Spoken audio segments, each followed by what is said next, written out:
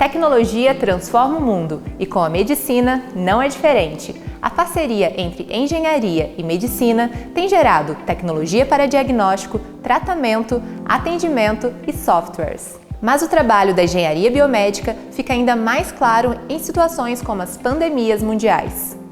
Um exemplo de interação entre a engenharia e as ciências que estudam o corpo humano, como a biologia e a medicina, são os respiradores pulmonares, tão importantes para tratar pacientes com a Covid-19. Sem essa troca de experiências, não existiriam tantos equipamentos que salvam vidas e aumentam a inclusão na sociedade de pessoas com deficiência, como a tecnologia assistiva. Nessa entrevista com Felipe Bueno, coordenador do Centro de Pesquisas em Engenharia Biomédica do Inatel, ele fala sobre os trabalhos realizados para o combate à pandemia, com a participação especial de Roberto Castro Júnior, da empresa Ventrix Health Innovation. Eu vejo como a grande sacada da engenharia biomédica, frente a outras engenharias atuando na saúde, ela conhecer muito bem o lado biológico, ela conhecer muito bem a necessidade do corpo humano, né? Então ela conhece tanto a necessidade do corpo humano quanto a infraestrutura que aquela tecnologia está inserida. Então eu vejo que o engenheiro biomédico ele consegue atuar e reduzir os custos, ele consegue atuar e otimizar os processos, porque ele conhece muito bem toda essa linha. Então, por exemplo, dentro de um hospital, o engenheiro ele consegue olhar para um equipamento que está com algum problema e antes que se tome uma decisão, né, de levar aquilo para a empresa que vai fazer a manutenção, ele consegue fazer uma avaliação se aquilo realmente é necessário ou não para ele poder dar o apoio. Às vezes, internamente, ele já consegue fazer aquele trabalho. De sobremaneira, ele também consegue prever possíveis problemas. Então, antes que eles aconteçam, ele já consegue se adiantar para poder evitar que aquilo leve a um custo maior. Isso pensando do lado, né, de dar assistência, de olhar para o equipamento. Olhando inclusive para outras áreas que parece que às vezes não são tradicionalmente próximas ali da engenharia, historicamente próximas da engenharia, mas a área comercial, o engenheiro ele consegue ajudar o comercial a fazer a aquisição acertada do equipamento, né, comprar aquele que é o melhor custo-benefício. No desenvolvimento da tecnologia, uma vez que ele conhece muito do corpo humano, então ele já consegue direcionar uma tecnologia que ela se adeque tanto ao biológico quanto ao contexto social que está envolvido. Então, dentro daquele cenário, ele consegue criar, bolar, imaginar qual é a tecnologia que melhor atenda aquela necessidade. Então, eu vejo que esse pensamento amplo, esse pensamento plural de diversas áreas, permite que ele seja bastante assertivo, olhando não só para a área das exatas, para a área da matemática, para a área do projeto, mas pensando também em todo o contexto, o grupo social que está ali envolvido. Eu vejo que no Brasil, para a gente poder criar oportunidades de emprego, oportunidades de inserção dos jovens engenheiros, né, que estão sendo formados e vão fazer o Brasil alavancar bastante aí nesse futuro próximo, a receita de bolo é bastante tradicional, né? Eles se aplicarem ao longo da carreira deles acadêmica e criar networking. Acho que isso é a receita de bolo padrão. Mas eu diria que, especialmente para a engenharia biomédica, que ela é um curso amplo, muitas pessoas veem ela bastante afunilada, mas ela abraça uma potencialidade muito grande. Eu diria que a cobertura e a cereja do bolo seriam eles experimentarem diversas áreas. Então, como a gente tem um envolvimento não só com a tecnologia, mas com a saúde, se conectarem com médicos, se conectarem com fisioterapeutas, se conectarem com profissionais da saúde, para eles conhecerem realmente a vivência deles e se conectarem também com as diferentes capacidades da engenharia biomédica. Como, por exemplo, entender um pouquinho de biomateriais, experimentar ao longo da graduação biomateriais, entender como que uma rede de telemedicina funciona, entender como que o lado da pesquisa voltado para a inteligência artificial na área funciona.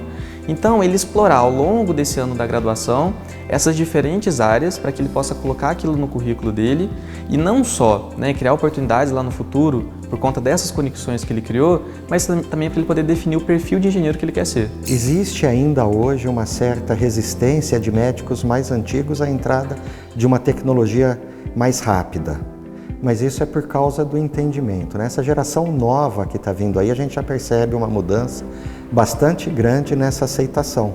Porque o que a gente faz é dar uma ferramenta para que o médico possa exercer melhor a sua função, né? Que é examinar, tratar com ferramentas melhores para que ele possa fazer melhor sua tarefa. Então, assim, a resistência já teve muito maior no passado, mas no presente, hoje, ela está entrando de uma maneira mais fácil. Mesmo com a pandemia, médicos aí avessos a computadores, a muita tecnologia remota já está aderindo, né? Porque ele precisa continuar o tratamento, precisa continuar vendo o seu paciente e o que é melhor para ele. Mas, assim, a relação de entrada de produtos novos está muito mais rápido hoje em dia, os médicos estão ávidos por novidades e por poder ter esse poder de decisão melhor. O engenheiro biomédico, ele tem uma formação técnica de engenharia, mas ele também vê muito de fisiologia, vê muito de biologia da parte do corpo humano. Então ele é o responsável por entender a demanda médica, conhecer o corpo e o equipamento e traduzir isso da melhor maneira possível para fazer um equipamento que possa atender essa necessidade médica e necessidade do paciente para fornecer o resultado esperado. Então ele está justamente nessa interface entre o paciente e o médico, entregando a ferramenta de ligação entre eles. Com o avanço da tecnologia, né, a gente tem visto muita coisa nova surgir, inteligência artificial, IoT, né? Então cada vez mais a gente tem dados sendo gerados pelos equipamentos e armazenados, em nuvem ou localmente, mas hoje em dia se tem uma quantidade de dados disponíveis muito grandes.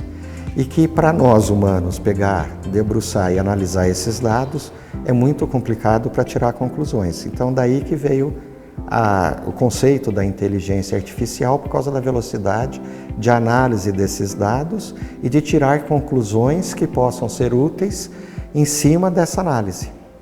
Então, como a gente tem muito dados, hoje você consegue pegar, tirar a informação que quando chega um dado novo você pressupõe algo a respeito daquilo. Então, o que para um médico, para um ser humano é difícil de enxergar num sinal, fazendo uma análise computacional muito rápida e com todo o poder de processamento que a gente tem hoje, a gente consegue tirar dados que passariam despercebidos hoje pelos humanos. Então, assim, para o paciente você vai ter um diagnóstico muito mais preciso e rápido para que possa ser tratado a tempo, fazendo uma medicina muito mais preventiva do que corretiva, ou seja, você consegue tratar antes da doença ficar um pouco mais séria. Eu acredito que a tecnologia da vez é a conexão de dados com inteligência artificial e miniaturização dos equipamentos.